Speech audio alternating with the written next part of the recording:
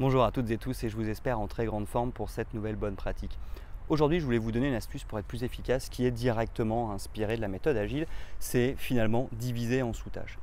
Le risque dans les projets, les priorités qu'on a à faire au quotidien, c'est que ce soit des énormes projets, des grosses priorités et que finalement ça puisse nous faire peur.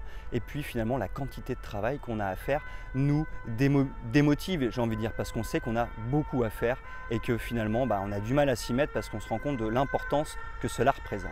Moi je pense que le fait de diviser en sous-tâches ce qu'on a à faire, ça permet de rendre accessible les tâches à faire. Elles seront beaucoup plus petites, elles auront un début et une fin, tout ça sera beaucoup plus condensé, beaucoup plus court, et donc on aura moins de difficultés en termes de motivation à s'y mettre, on aura moins de difficultés en termes d'efficacité parce que finalement on aura rendu la tâche à taille humaine. Et ça je crois que c'est important parce qu'on mène des gros projets, si on se focus sur le projet en entier, on va faire un petit peu de tout, donc on ne sera pas très efficace, et en plus de ça, on va commencer des choses qu'on ne va pas terminer, et ça c'est pas très bon pour la motivation parce qu'on a l'impression de jamais réussir à terminer ce qu'on a commencé.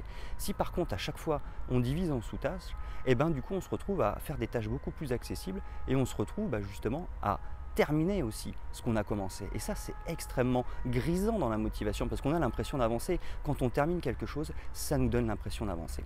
Donc diviser les grosses tâches en sous-tâches est essentiel et après on se focus sur ces sous-tâches. Ça peut être par exemple les mails, on a beaucoup de mails en retard. Et on va trier ces mails et se dire voilà, je vais faire en priorité les mails qui viennent de telle personne ou je vais faire en priorité les mails sur tel sujet et je me focus sur les mails de tel sujet. Ce qui fait que je vais plus rapidement, je vais terminer de traiter une partie de mes mails.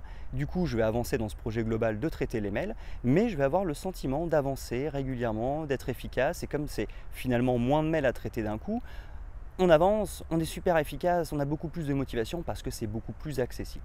Voilà, j'espère que cette division des tâches en sous-tâches vous a inspiré. Moi, je vous donne rendez-vous dès demain pour une nouvelle bonne pratique.